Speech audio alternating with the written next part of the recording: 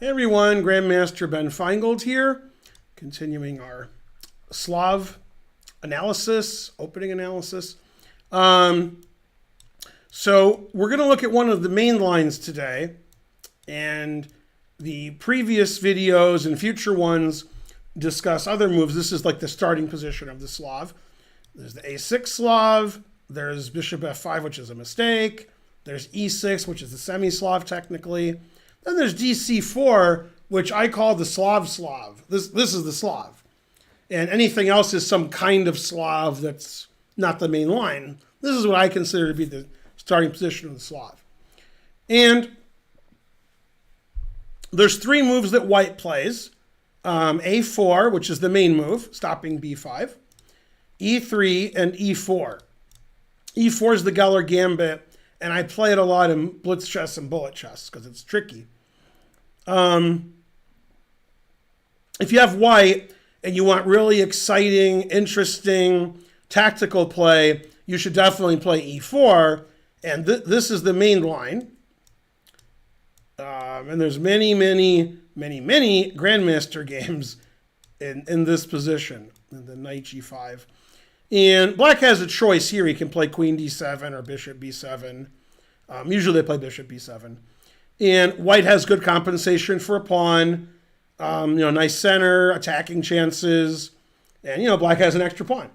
So that's more of a matter of taste than what the computer says the evaluation is. E3 is a weird line where you're letting the guy defend his pawn, and then you're trying to win it back. I've played that too, but I don't like it. I'm not a fan of that, but all right, if you have black, you should know what to do, I guess. You play b4, and they can move their knight to either square. Usually you win this pawn back, but this knight is not too good. I don't like where that knight is. Okay, so the main move is a4. And in this position, if you have the white pieces, you have to know knight a6, bishop f5, bishop g4, and e6. And I used to play bishop f5 exclusively. And the last 5 years, I've probably played e6 more, where I'm transposing into a queen's gambit accepted, where white has this extra move in. So what I mean is, like, this position has happened a lot. And if this pawn was here, this is just a queen's gambit accepted main line. So white has a free move in, but does that move help? Because you're giving away the b4 square. The bishop can go there, the knight can go there, and white can't play a3. So it's arguable whether that's helping him or not.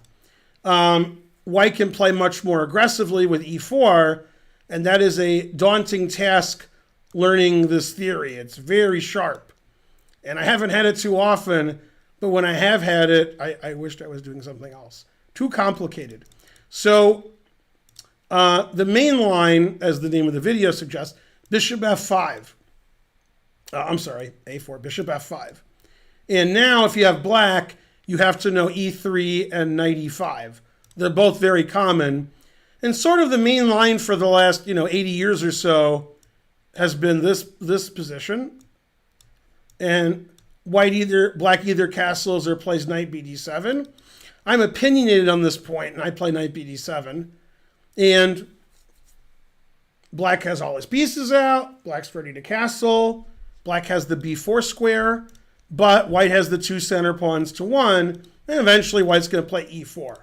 And if you're a super grandmaster, this is the beginning of theory. We're not anywhere near our end of our analysis. But if you're a club player, you should know at least this. And the other way for white to play is to play knight e5. So, we're trying to take it with the knight, but more importantly, we're trying to build a center, f3, e4. And this is also very tricky. Now, before we end, I want to show you another main line. I want to show you a trap, because you guys like traps. And that's the move bishop g4, not very common. Used to be, but not anymore.